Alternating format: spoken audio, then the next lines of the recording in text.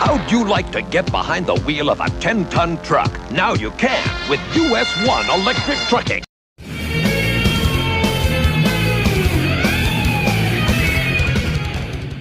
Welcome. In this segment, we dive into part 3 and explore how Tyco's marketing changed how sets were developed and sold, and see how for the first time, accessory development became a set-only aspect, adding exclusivity to set collecting.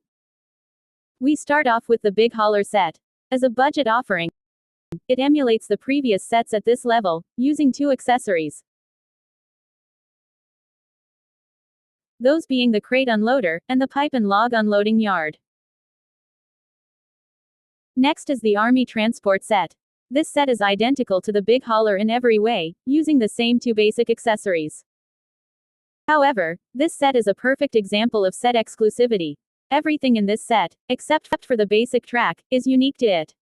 Its 2 accessories are the Fort Dix Ammo Depot, a relabeled crate unloader, and the U.S. Army Fuel Dump Bin, a relabeled pipe and log unloading yard. Although not previously discussed, its 2 trucks and flatbed trailer are exclusive to this set as well. Even the loads are unique, with their own labels. While it is hard to speculate on Tyco's marketing strategies 40+ years later, it could be assumed the Army Transport set catered to several events centered around its 1983 release, and without similar themed accessories, set expansion wasn't a selling point. As the median set in the 1983 lineup, we have the Motor City set. This set focused on the new for 1983 Auto Loader, the Auto Unloader, and the Auto Transport Trailer. The set also contained 2 set-exclusive items, the Goodyear Tire Dump, a recolored and relabeled pipe and log unloading yard, with several tires, and the Motor City Oil Drum Loader, a relabeled culvert pipe loader with recolored drums, pipes and exclusive labels.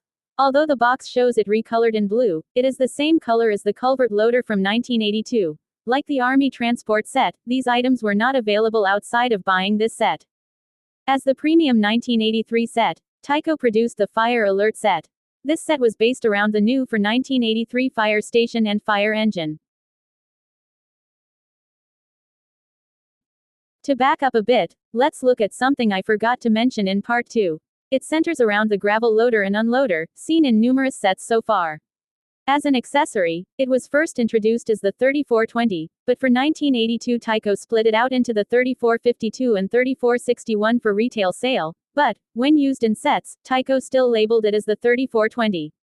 So, even though discontinued in 1982, it still lived on via sets, like the Road and Rail, until 1985. That brings us to the remaining Fire Alert accessories, the Gravel set, the Culvert Pipe Loader, and Pipe and Log Unloading Yard. Additionally, the Fire Alert stands alone, being the only set to have 3 trucks. Next we have the Premium set for 1983, a carryover from 1982 in the Coast to Coast Haulers set. In the catalog sets, there were a couple absolute bangers that were offered. First being the Empire Trucking from JCPenney, and the Deluxe Fire Alert from Montgomery Ward's. The remainder were typically Fire Alerts and a Motor City offering. Although nothing was different or notable in the area of accessories, I thought these 2 catalog sets deserved some recognition. I should add also in part 2 I didn't reference the Road and Rail set because it didn't change, nor will it, through 1985 when US 1 production ceased. Next, we have the only accessory that wasn't in any set, the Exxon Garage with switch track and truck stop, offered only as a retail item. It's my speculation that this was to be part of an unreleased set, more than likely with a 3227 item number, putting it between the Coast to Coast set and the Cross Country set. It probably would have been between 8 and 11 accessories, possibly with an unreleased truck or 2. This probably explains why the 3226 was carried over and unchanged. And, thinking about it, knowing that there were 2 different Exxon tanker trailers, one with the corporate logo, matching the garage sign, that could explain the rarity of that trailer, and why they made it. In conclusion, first thing to notice for 1983, is the coalescence, or, how they blended in together as a cohesive line, of the first 2 generations of sets is gone. Although those sets were individually named, they all had a similar look, so that no set stood out on its own. With 1983, Tyco began using a theme for sets, Big Hauler, Army Transport, Motor City, Fire Alert, as well as making set-specific accessories, which I feel stripped away the imaginative play value, and created division that probably hurt accessory sales. In Part 4, we will look at the 1984 items and what they brought to the table. Load it, hitch it, haul it, dump it. US 1 Electric Trucking.